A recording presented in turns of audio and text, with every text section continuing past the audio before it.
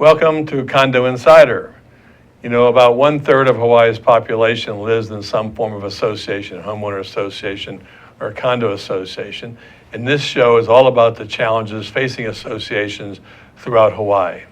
It's interesting this week because Civil Beat came out with an article on some major assessments a couple of condominiums were having, suggesting all sorts of relief that may be helpful to homeowners, relief that the industry itself would say is not appropriate. One of the most important things that an association does each year is its annual budget, which includes a reserve study. And today we have one of Hawaii's leading experts to talk about budgets and reserves. I'd like to introduce Jonathan Billings. Thank you, Richard. I'm Jonathan Billings. I'm with Touchstone Properties. I am the VP of Operations over there, and I have a reserve specialist designation that is a requirement or a designation offered by Community Association Institute, as you're aware, and there are certain requirements that you need to establish or earn that designation. And how long has Touchstone Properties been around? Touchstone Properties has been around since 1990. And about how many associations do you manage? We're a mid-sized company. We're probably right around 75 to 78 associations right now. Good for you. Thank you. Now, have you ever done a budget before? Once or twiise. Once or twice a day, maybe. Yeah, exactly. You know, particularly during the budget season. Absolutely. When are budgets usually prepared for an association? Well, there's a heavy budget season towards the end of the year when all associations are reviewing it, and it's essentially starts August, September timeframe is when it starts to hit heavy for budget season. Budgets need to be released to associations, to the entire ownership, 30 days in advance or 60 days in advance, depending on what the association's bylaws say. Legally, by Hawaii Revised State Statute, it needs to be out 30 days in advance if there's an increase in maintenance fees. And of course, some associations are fiscal year. That is, they don't go January through December. So if you had a fiscal year, April 30th project, then in fact that budget would be due 30 or 60 days before April 30th, not necessarily the calendar year. That's correct. That's correct? Yep.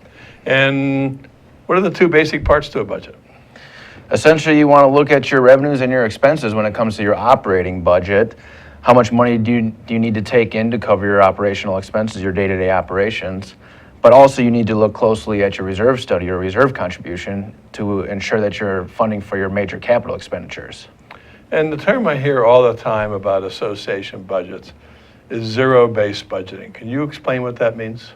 Essentially, associations are nonprofit. They're not out to make a profit, and they need to look at each expense line item very closely to really determine what their operational expenses will be and essentially collect that amount through the maintenance fees on a monthly basis or an annual basis, just to make sure that they're getting by and they can cover their operational expenses. And one of the expenses would be the planned reserve contribution as part of that as well, right? Absolutely. Along with your operating budget, you need to make sure that you're budgeting to contribute to your reserve funds or making your monthly reserve contribution. And so once that budget is determined, and we're going to focus in the beginning primarily on the operating budget first, then we'll go over to the reserves and that Civil Beat article I referred to when we started the show. But when we looked at the operating side, how does it determine what owner pays what maintenance fee? Essentially, you need to look at your governing documents. Your declaration of your association will establish a percentage of common interest, or what we call a PCI in the industry. And essentially, your PCI is established for the most part by the square footage of your unit. But your maintenance fees are determined by the total revenues coming in, and your portion of the total revenues is established in your governing documents. For example, so if you may have a PCI of 0.054, your maintenance fees will be based on that percentage established in your declaration. Now, can the board change that? Absolutely not.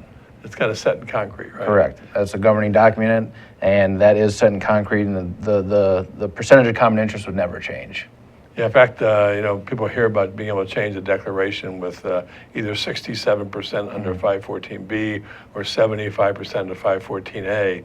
There's a caveat under that, which has always been plus any affected owner. Correct. So in theory, to change the percentage of common interest would take 100% of the owners. Everybody would have to agree to it. So if somebody is going up and someone is going down, it's highly unlikely the person who's going to pay more is going to agree to it. So you'll never have a complete consensus of all the ownership. Yeah, pretty much sets it in stone. Correct.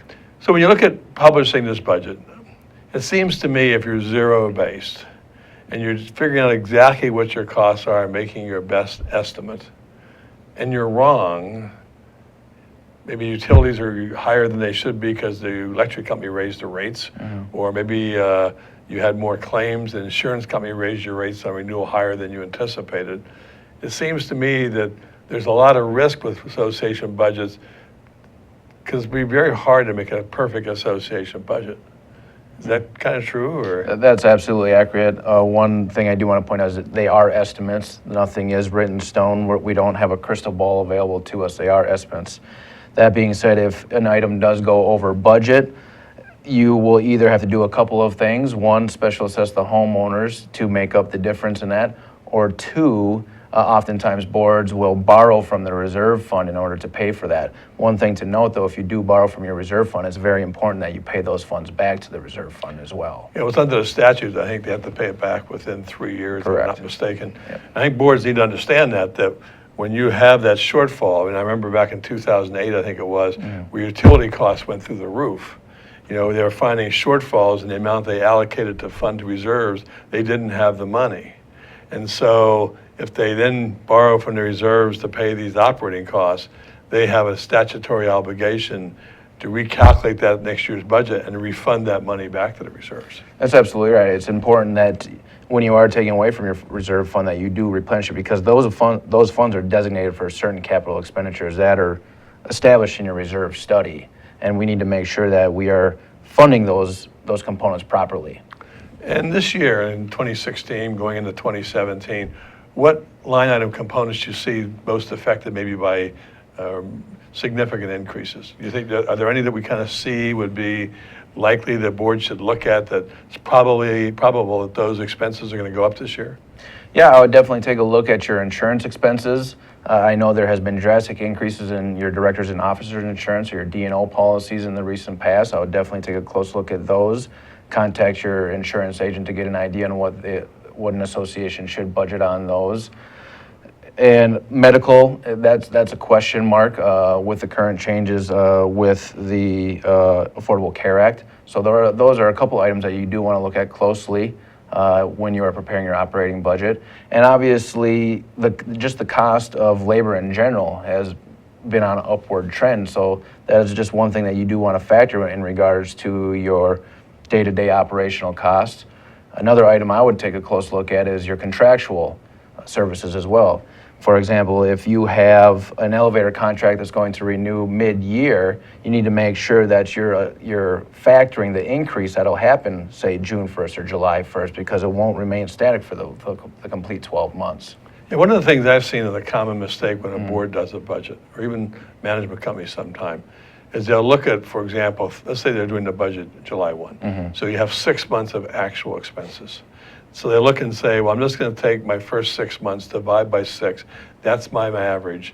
Tweak it a little bit for some proposed increases, times 12, and that's next year's budget. The problem with that concept is you may have expenses that occur once a year that occurred in that first 6 months. So that expense should be divided by 12, not by 6. You mean you're almost overstating that expense, you know? And there's some expenses, like you pointed out, where the contract renews mid-year that might be going up, that you really can't just look at the averages of divide by 6 or divide by 8 and say, that's what I'm going to use plus 12, and that's what's going to happen. More times than not, you're going to end up with a budget that doesn't represent the association very well. I would say it's important, again, to reach out to those that you're involved with in your budgeting process. Reach out to your contractors, see what the anticipated increases are. Look at the actual contracts themselves. A lot of times they will have a budgeted or a scheduled amount of the increase. So there are resources available to you that you can try and nail down an approximate figure on some items. Could it be said that owners should probably expect inflationary increases every year? Absolutely. The utilities have been a little crazy lately. I mean, from essentially 2008 until recently, water was going up 10% every single year, while sewer was also going up 4% every year. So there are you need to look closely at every single line item and determine whether or not inflationary factors are being accounted for. Yeah, a big risk to me would be today in looking at a budget is that in some way electricity has gone down. And so you have inflationary costs on your other components, but you have some, I hate to use the word artificial savings on electricity, that they've been able to balance their budget with not much change in the maintenance fees because of the savings that if in the future electricity goes up like it was in the prior years, there's going to be a tremendous push to increase maintenance fees fairly significantly if the electricity rates went back to the old rates that they were back a few years ago. Yeah. Well, I do know that some boards are looking to decreasing maintenance fees with the savings in electricity rates. Obviously, I would never recommend to decrease maintenance fees. If there are some cost savings, I would always recommend that you apply those to the reserve fund in order to build that your piggy bank a little bit more. So when we do a budget for an association, I believe the statute requires that when they distribute that budget to the owners, there's some mandatory disclosures. I think they have to determine or state whether the budget was prepared on a cash or accrual accounting basis, correct? There are a few things you want to look at. You are correct. You want to disclose whether it's a cash or accrual basis. You want to estimate your total revenues. You want to estimate your total expenses. In regards to the reserves, you need to disclose the total replacement reserves, or how much money you currently have on hand. You need to also disclose the estimated replacement reserves, or how much money you will need in order to fund your capital improvements according to your reserve study. There are a number of disclosures that need to be made. Yeah. And two that I think are the most important is that the reserve law, or the 514B-148, I think it is, or 145, well, the condo law. Anyway, it's supported by administrative rules. And one of the things it says that no board shall use any method to circumvent these rules to kind of artificially set the reserve contributions. So they can't one year do it one way, another year another way, add and delete components as they see fit to kind of circumvent the intent of the reserve study.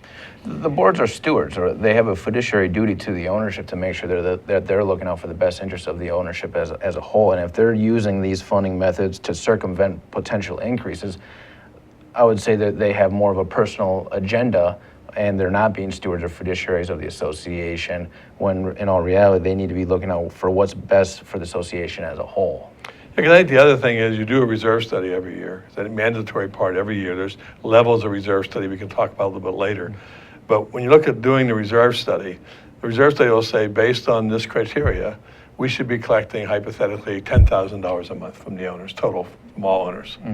And if you don't collect $10,000 a month, the board decides to collect some other number, they have to, in bold, prominently disclose they've elected to disclose less than the reserve study says. And that's part of a disclosure issue, so homeowners have an understanding with respect to the quality and what they've done with regard to forecasting these needs. Transparency is always an argument that owners feel that there is not enough transparency from the board or the managing agent. So providing a disclosure, if you are, going back to your example, if we do need to collect $10,000 per month and we're not collecting it, absolutely, we do need to disclose it, because again, we need to make sure that the ownership are aware of these items, because they are paying their maintenance fees. They're expecting that the building be held to a certain standard. Do you find more times than not at the end of the year budgets, they're on budget, a little behind budget, they didn't quite, they want to be so conservative, right? Because they're trying to keep their homes affordable for the other owners. So they look, from my experience, at what they can do at the very best scenario possible to keep the budget and keep the maintenance fees as reasonable as possible. Do you find more associations are over budget at the end of the year, under budget, or on budget? I think it really will vary from association to association and board to board. There are boards out there that are very fiscally responsible, but I would say a large portion of the associations or the boards out there, their bottom goal, or oftentimes the board member's bottom goal or bottom line, is to keep the maintenance fees as low as possible.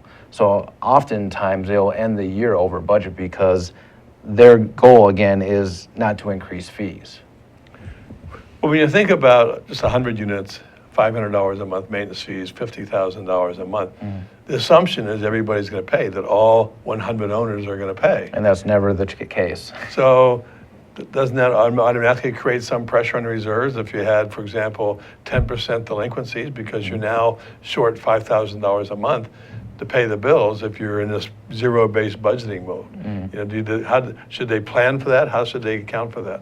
Yeah, I would say that they do need to plan for unpaid maintenance fees or reserve contributions because, again, it's affecting the financial stability of the association. They need to plan accordingly. If they know on average that they have about a 10% delinquency rate, they should really try and plan and budget for not collecting those funds yet. And unfortunately, the other owners have to subsidize that.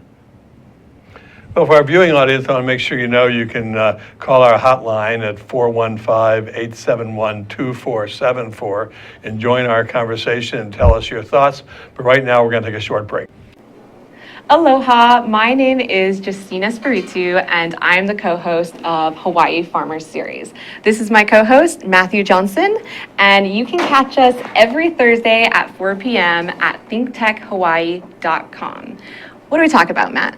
So on Hawaii Farmers Series, we're going to be bringing on the farmers and also supporter of farmers, including restaurants, caterers, as well as government supporters and nonprofits to hear their background stories and understanding our local ag community just a little bit better. Yeah, essentially there's a lot more that goes into farming and the local food community beyond just producing the food. And we want to feature and get the background story on all these folks and see how we all work together as a community. So join us every Thursday. Aloha. Welcome back to Condo Insider. We're sitting here with Jonathan Billings, Vice President of Operations for Touchstone Properties, talking about one of the most important things associations do each year, and that's their annual budget for the homeowners. And we've talked about this, it's a zero-based budget. The boards are conservative, because whatever they decide as the budget is calculated to determine the maintenance fees for that year for each owner. So they're trying to be cautious about those costs to make sure that owners can afford to live there. And of course, often people forget that board members are also homeowners, and whatever they decide, they have to pay also in addition to that. And we've talked about with a zero-based budget that sometimes it's hard to do because electricity goes up, medical insurance for employees, and those types of things. So let's just say, for example, in a budget, a board finds out during the year as things are renewed, for some reason, maybe the director and officer liability insurance really went up because of a claim. Are they stuck with that budget for the whole year, or can they go back and amend it and notify the owners?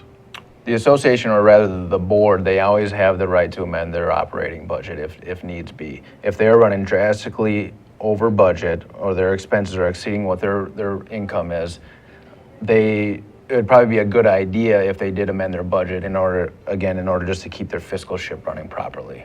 So if they saw that things weren't going well, and of course they don't want to really cockroach the money from the reserves, that's going to create other problems, they could say as a board, look, we didn't anticipate this. Dear owner, we're amending our budget for the fiscal year ending December 31, 2016, and this is your new maintenance fee amount because of these criteria, and just do that to get things back in line.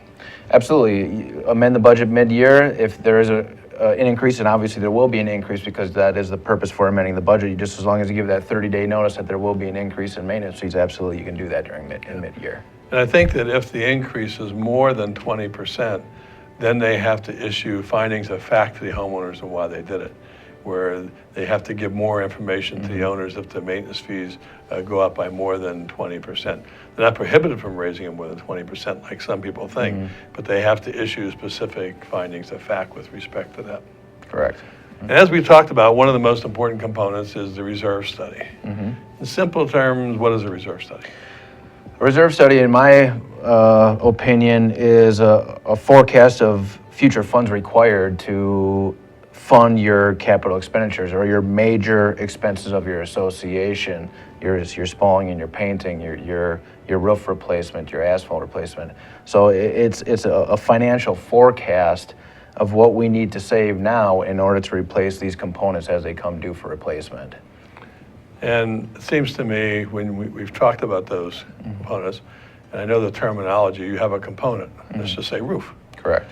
And you have remaining life, which is, the useful life may be 20 years, but the remaining life is how much more of that roof you're going to get before you have to replace it. Yeah, essentially, just going off that, let's say you do have a 20-year useful life on your roof, and it was installed 10 years ago. Well, obviously, you have 10 more years to that useful life or that remaining life, as you put that.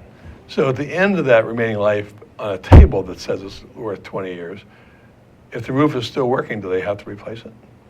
I would always suggest that they go and do a visual inspection if it does need to be replaced. I would say if it has a 20-year useful life and it has, let's say, a 20-year warranty, yes, you should probably replace it when it comes due, because that's what it was budgeted for. And by pushing something out doesn't mean you're going to save money necessarily.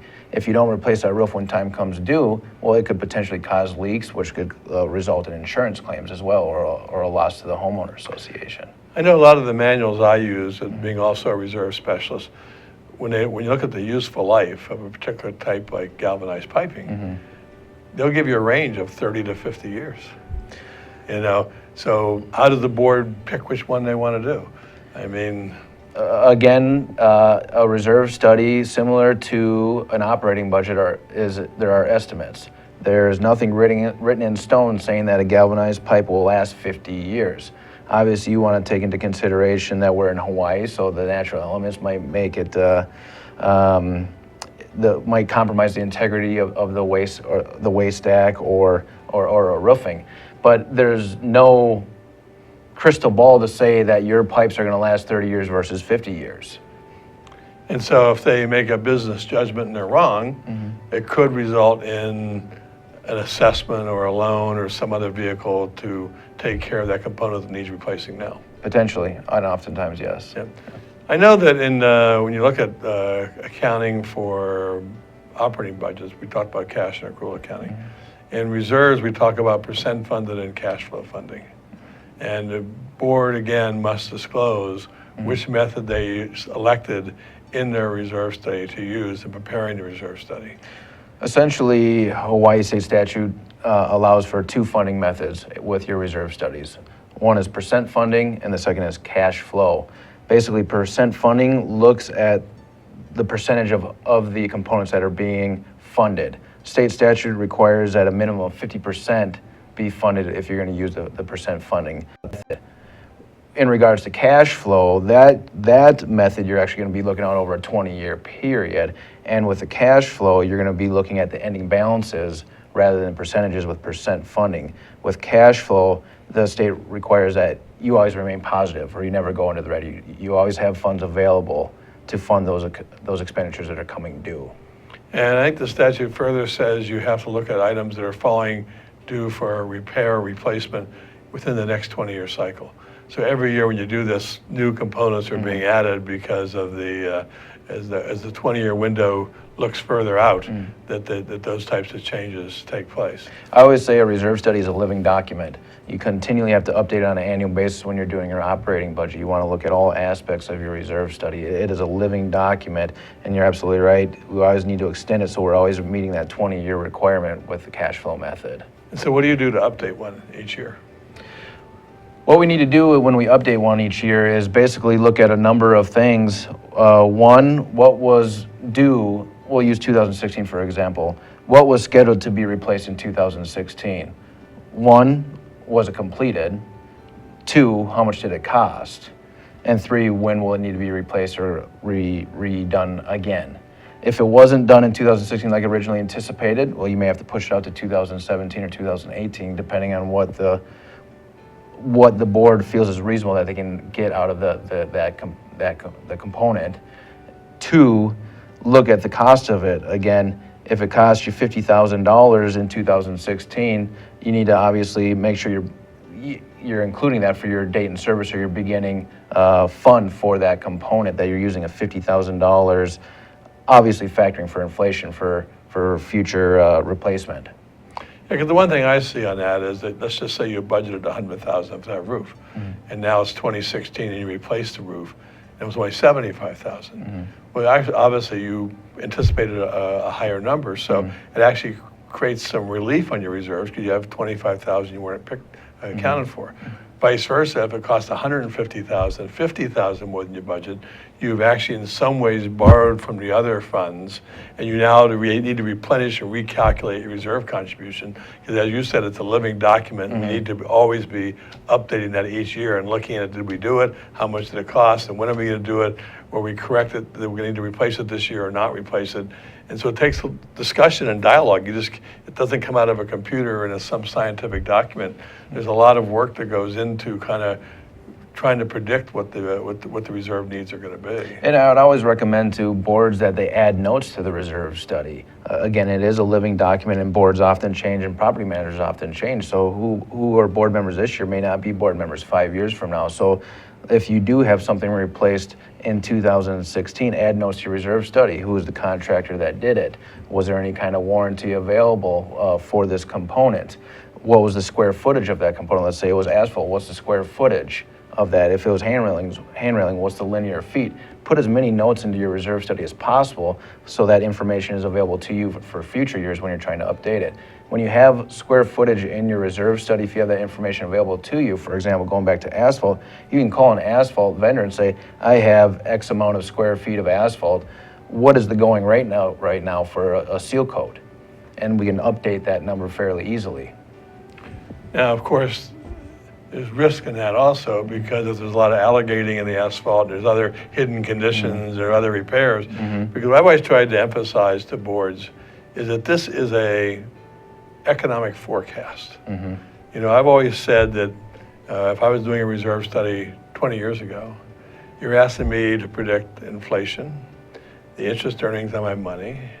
I can look at a table and say that that roof has a 20-year useful life, but I'm having to predict not only how long it's going to last in our Hawaii weather and our Hawaii conditions, the remaining life of it, but then, you know, value engineering comes into play. Maybe there's new roofing products that actually will be better and last longer that all affect this calculation with respect to it.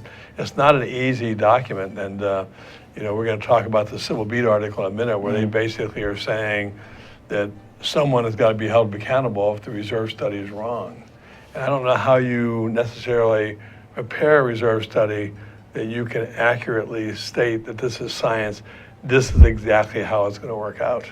Well, it will never be 100% accurate. A reserve study is not a crystal ball. They are estimates, and there are many variables that are taken into factor or that are not thought of at all, because again, you're projecting 20 years. There might be variables 10 years from now that you didn't even think about right now when you're estimating these costs. But going back to our brief discussion about your alligatoring and your asphalt, I had mentioned, you know, get the square footage and things like that, and you can make a phone call and get that number fairly easily. But you're absolutely right. There are other factors that may determine the actual replacement cost.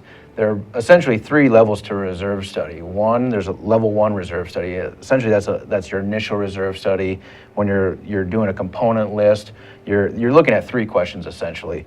What belongs to the association? When does it need to be replaced? And how much is it going to cost? So your initial reserve study, you want to do probably about every 5 years approximately, I would say. But it's important to also do a level two reserve study every 2 to 3 years, because like you had mentioned, their asphalt might be alligatoring. Well, a level two reserve study, just to clarify, is an update with a site visit. So you're actually going out to the property and taking a look at these components to see the current condition. And then there's a level three reserve study where it's just a simple update. Yeah, I remember actually attending a conference, seal coating, and they were talking about when you put the overlay, for example. So you now have, your useful life is gone, you're putting a new asphalt overlay in, for example.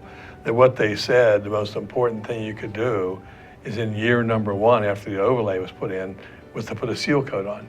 Because that's when the most shrinkage is going to occur in the overlay, meaning that's going to be the most opportunity for water intrusion. If you don't do a seal coat within 1 year of the initial installation, you reduce the useful life, in the sense that you maybe think you're saving $5,000, which is a typical seal coat for an average parking lot, but the fact you didn't do it is the preventive method thing. You actually reduce the life that you are actually going to find the next overlay due much earlier than elsewhere. Absolutely. You're going to want to do the initial one a year after the initial overlay is done, and then every 3 to 5 years following that, to make sure you're getting the maximum useful life from the asphalt. And it's not just asphalt. There are other components as well. A lot of roofing coatings, you know, oftentimes you need to go up there and reseal some certain areas in your roofing coatings as well, just if there's ponding or anything like that. So you just want to make sure that you're maintaining all of your capital improvements or all of your huge, your different components of the association. Now, does the statute require the board to hire a reserve professional, like an architect, a reserve specialist or someone, or can they do it themselves? There's no requirement to hire a professional architect or reserve company to do a reserve study. Hawaii statute allows the board to do it themselves, or they can have the property manager do that as well with their input. But obviously, one thing to keep in mind, ultimately, the responsibility comes down to the board. The board really decides what to include in the reserve study, what not to include in the reserve study. A property manager or a reserve company will always make recommendations, but ultimately the final decision comes down to the board. So that's a key point, that in the end, the reserve study, the final product, is the board's decision. Correct. What do you see the most common mistake boards make in preparing a reserve study? Leaving items out of the reserve study that should be in the reserve study is a huge mistake. For a number of years now, we've been seeing an increase in waste stack replacements throughout Hawaii. We'll still see on a regular basis that boards are not budgeting or planning on replacing their waste stacks. So I would say just completely leaving items out of the reserve study that they know should be in the reserve study. And that could be considered a breach of their fiduciary duty. I would definitely If say they really so. knew about it. I mean, Yeah. if something doesn't last quite as long because they were just wrong, that's not the same as intentionally and willfully leaving something out. That's correct. Let's remember that point, because we're going to take another short break and be back with Jonathan Billings. Hi, I'm Chris Leatham here with Think Tech Hawaii, and I invite you to watch my show, The Economy and You, each Wednesday at 3 o'clock here in Hawaii on OC 16. We look forward to seeing you. Aloha. Aloha and welcome to Think Tech Hawaii. I am Ina Chang. I am the guest host for Small Business Hawaii with Reg Baker. Tune in every Thursday at 2 p.m. and watch us. Aloha. You're watching Think Tech Hawaii, 25 talk shows by 25 dedicated hosts every week, helping us to explore and understand the issues and events in and affecting our state. Great content for Hawaii from Think Tech. I'm Jay Fidel, and I'm the host of Research in Manoa, Mondays from 12 to 1 on thinktechhawaii.com. Take a look at us and learn about geophysics, learn about planetology, learn about the ocean and earth sciences at UH Manoa. You'll really enjoy it. So come around, we'll see you then. Well, we're here at Condo Insider talking about budgets and reserves for associations, and we were talking about reserve studies specifically and the challenge of preparing an accurate reserve study, because it's like a forecast. You have to predict the components, how long it's going to last, what the costs are going to be 5, 10, 15, 20 years from now, what inflation is going to be. It's not an easy thing to do. I saw an article this week in a internet magazine called Civil Beat, and it blasted the industry and boards because it pointed out a couple of associations that dealt with the exact same thing you were talking about, that the board all of a sudden determined that they had to replace their wastewater, their galvanized piping, resulting in one case a $12.5 million assessment spread out over 289 owners, or an average increase between $200 and $300 a month per owner.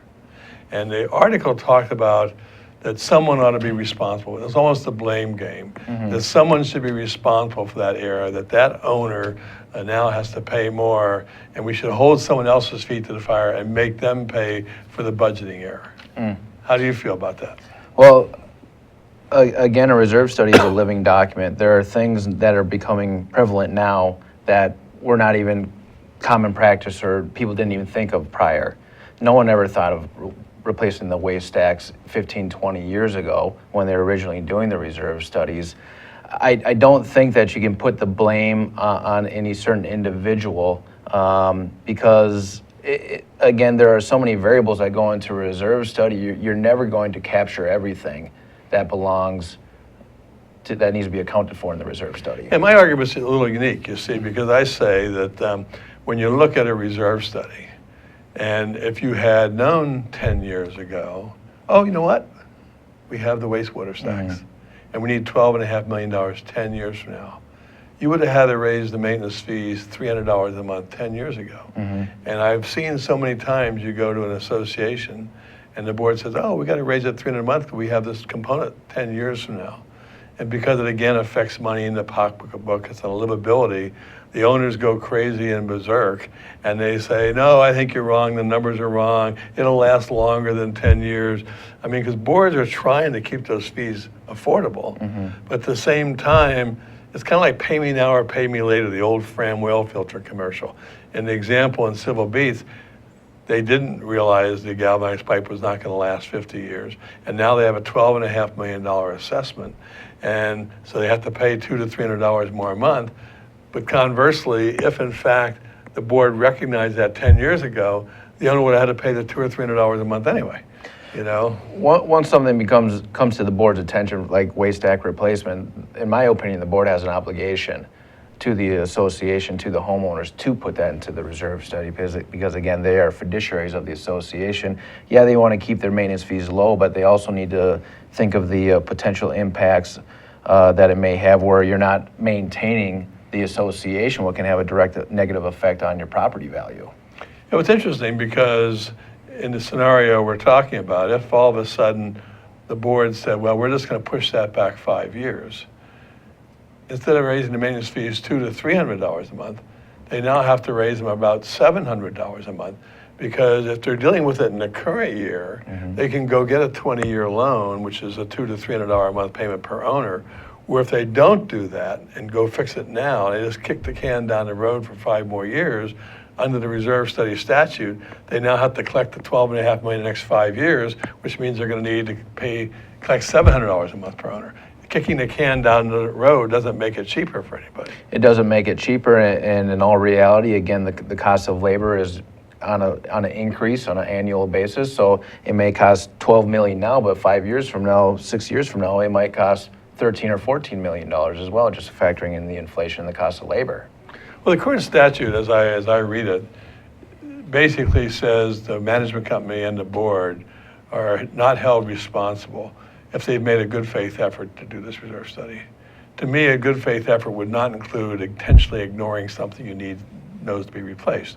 But if you just made judgments with regard to how long this is going to last or not last, what the real cost would be, under the current statute, they're pretty much protected and indemnified against any personal liability for this, in the sense that they made their best effort to do what they thought was correct. Well, it's important to remember that board members are volunteers. They're not professional, oftentimes they're not professional engineers or architects, so they really don't know what to expect in costs and things like that. But as long as they're making a good faith effort, if they know something needs to be included into a reserve study and they're including that in a reserve study, and they're basing the dollar amount off advice of the property manager or an industry leader, I would say that they're making a good faith effort at that point. If they're completely ignoring that, then I believe that they're opening themselves up to personal liability. In the Civil Beat article, they were arguing that that a law maybe should be passed that mandates you have to use an independent third party to do the reserve study. It can't be the management company, it can't be the board, you have to hire an independent third party. And I'm not convinced personally that an independent third party is going to do any better job, because it's still the same forecast. And when I've looked at reserve specialists like myself and yourself, as well as architectural companies, every one of them has a hold harmless and disclaimer in there. This is a forecast, you can't hold us responsible for it. That may or may not be the correct number. So That's absolutely right, and a couple of other things to consider as well. The resources available to the boards or the associations in Hawaii. There's a very limited amount of companies that actually will do reserve studies, and oftentimes they have to come over from the mainland. And I've seen many times where an association will hire a mainland company and they will just use industry standards, and they won't even come out to the site and actually visit the property. They're shooting in the dark oftentimes.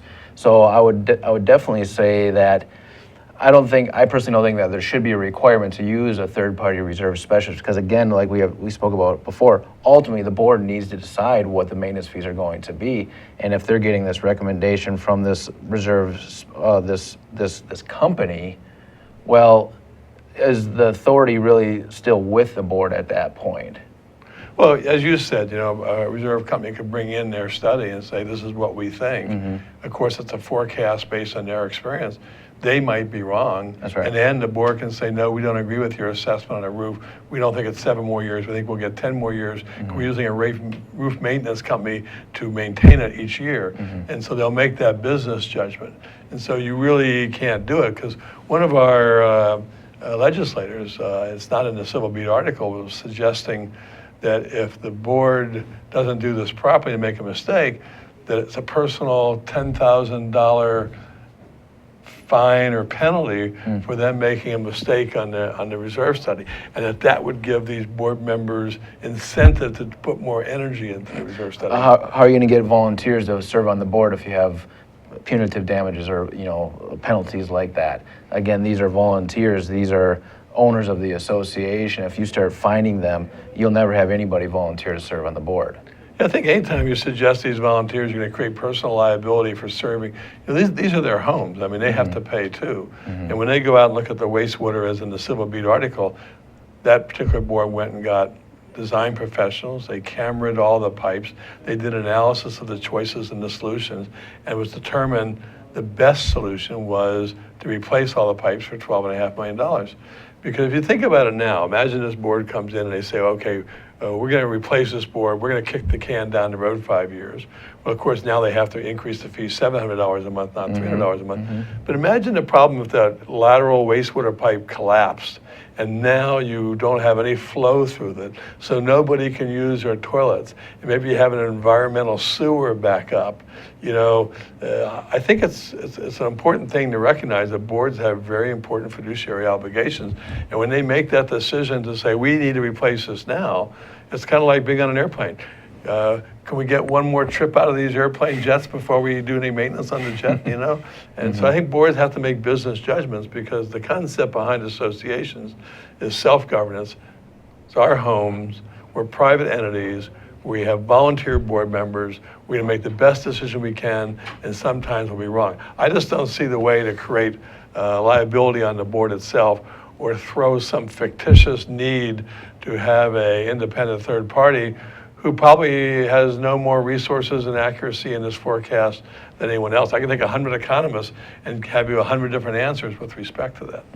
There are too many variables involved in a reserve study. There's not one person out there that can accurately determine what the cost will be, but 100% 15 years from now.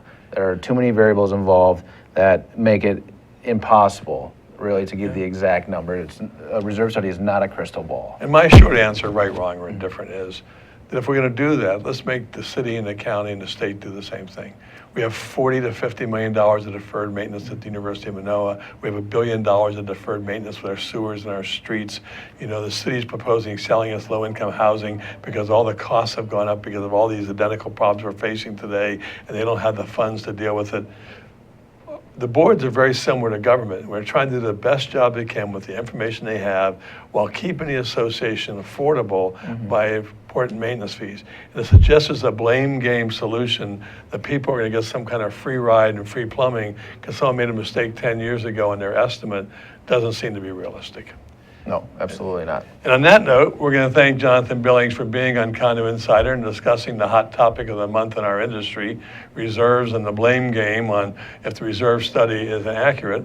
Next year, we're going to be blessed to have Jane Sugimura back with us, and we're going to talk about the 2016 legislature and what happened and what we can look forward to in the future. So, Jonathan, thank you for being sir. on the show. Appreciate it. Condo Insiders every Thursday, 3 to 4 p.m. Come back and see us again. Aloha.